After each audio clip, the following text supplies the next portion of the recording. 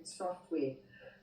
There is software that's specifically designed to extract all the data from your phone, whether it's messages, photographs, emails, etc. Whatever you've done on your smartphone can be extracted if the police have the correct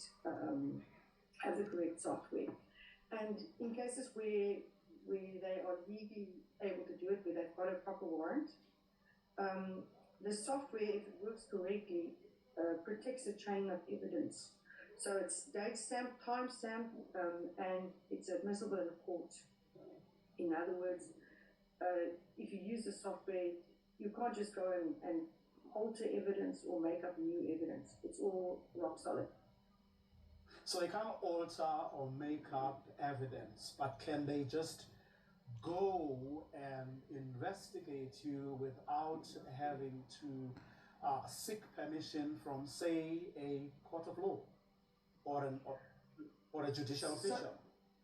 Yes. So if I say to if I'm a suspect or a witness in a suspected crime, then I can give my phone to the police, and I can say to them in writing, here you go, you can have access to my phone, you can download the contents, etc.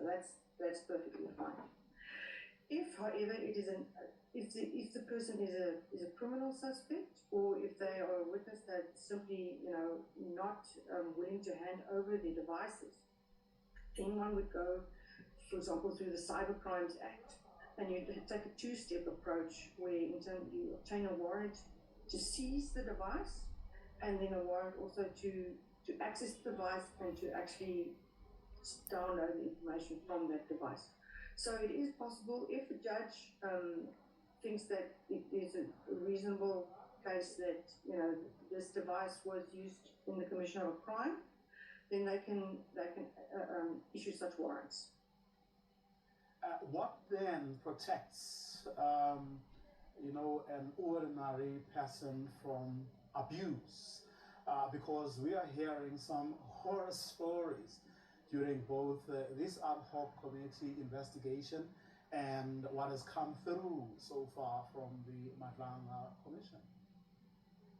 Well, you see, that is the question. What does protect us, particularly in terms of it's not just the Cyber Crimes Act. There's also the regulation of the Deception of Communications and Provision of Communications Related Information Act. That's the RICA Act.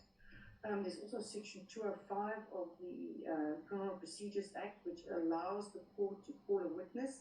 And as part of calling a witness, they can also force the cell phone companies to surrender your call data, which is extremely detailed and can, if it's analyzed correctly, can give police a very good idea of who you are, who you associate with, where you work, where you live, where you play, etc. So we've got these acts that allow police and crime intelligence, etc., to access our devices and access our information. But we don't really have much recourse should we suspect that we're illegally being targeted with this technology and with this legislation.